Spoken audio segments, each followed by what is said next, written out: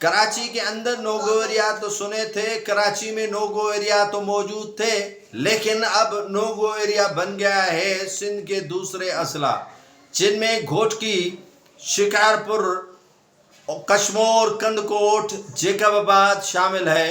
ان کو ڈاکوؤں نے no-go area بنا دیا ہے۔ کشمور تو جل رہا ہے۔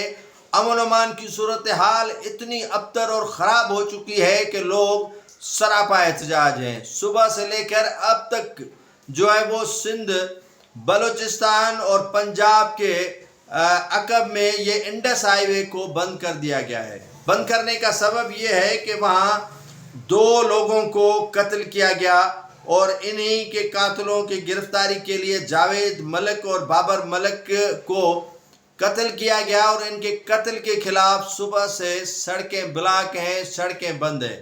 ناظرین، یہ ڈاکوؤں کی جو فیکٹری کھلی ہوئی ہے، ان کو یقیناً نہ آپ سپورٹ کرتے ہیں نہ میں سپورٹ کرتا ہوں۔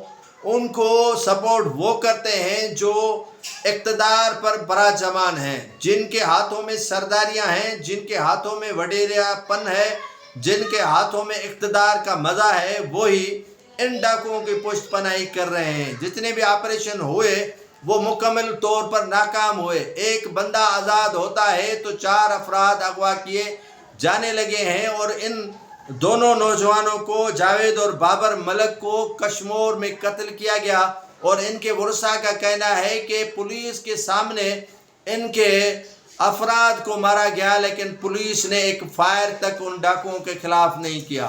پولیس کی پکٹ سامنے تھی اور پولیس کی چوکیاں موجود تھیں، لیکن مزاحمت کرنے والا عنصر پولیس کے اندر موجود ہی نہیں تھا۔